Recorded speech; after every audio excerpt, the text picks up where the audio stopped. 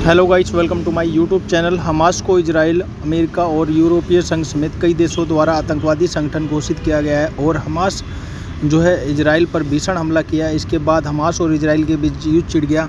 आइए जानते हैं कि आखिर क्या है हमास और इसके प्रमुख चेहरे कौन हैं।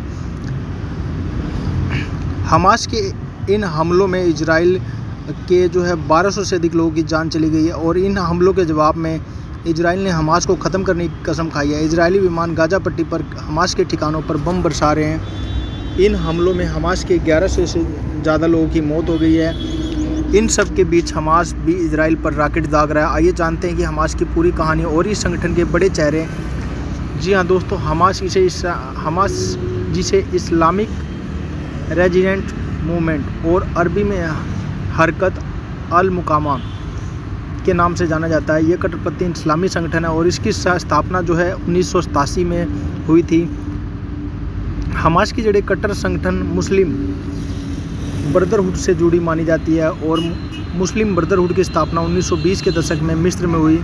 शेख अहमद यासीन एक फ़िलिस्तीनी मौलवी थे जो मुस्लिम ब्रदरहुड की स्थानीय शाखाओं से जुड़ा हुआ था और यासीन शुरुआत में काहिरा में इस्लामिक स्कॉलर था। 1960 के दशक में वह गाज़ा और वेस्ट बैंक में धर्म का प्रचार का काम करता था। 1967 में 6 दिन के युद्ध के बाद इजराइल ने गाज़ा और वेस्ट बैंक पर कब्जा कर लिया।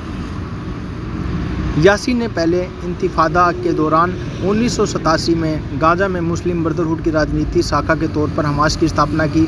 उस समय हमास का उद्देश्य फिलिस्तीनी इस्लामिक जिहाद का मुकाबला करना था, जो अन्य इस्लामिक कट्टरपंथी आतंकवादी संगठन था जिसकी इजराइल का हिंसा का विरोध करने की प्रतिबद्धता फिलिस्तीनियों को ब्रदरहुड से दूर करती जा रही थी। यासीन 12 साल की उम्र में अपने पैर पसार चुका था। वह व्हील चेयर पर ही निर्भर था। 2004 में एक इजराइल हमले में वो गाज़ा में मारा गया और 1988 में हमास ने अपना चार्टर जारी किया जिसमें इजराइल के पूर्ण विनाश और फिलिस्तीन के इस्लामी समाज की स्थापना की अपील की गई। 2017 में पश्चिमी देश के सामने अपनी छवि को साफ सुथरी करने के लिए हमास ने एक नया चार्टर पेश किया जिसमें 6 दिन के युद्ध से पहले स्थापित ग्रीन लाइन सीमा पर एक फिलिस्तीनी की स्थापना की गई।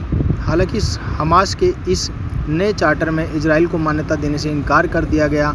हमास की सैन्य शाखा अल कसम ब्रिगेड के शुरुआती सैन्य नेताओं में से एक सिहादे भी थे जो 1987 में हमास से जुड़ा हुआ था। सिहादे जल्द ही हमास का प्रभावशाली नेताओं में से एक बन गया और उसने 1984 और 1988 में इजरायली अधिकारियों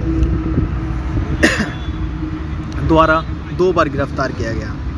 1996 में अयाश की मौत के बाद सिहादे मोहम्मद दायफ और अदनान के साथ हमास का टॉप लीडर बन गया और 22 जुलाई 2002 को इजरायली हमले में सिहादे की मौत हो गई। इस हमले में उसकी पत्नी और बेटे को भी गोली मार दी गई। हमास में इजराइल को ख़त्म करने की कसम खाई और ऐसे में यह संगठन इजरायली नागरिकों और सैनिकों के खिलाफ आत्मघाती बम विस्फोटों में शामिल रहा।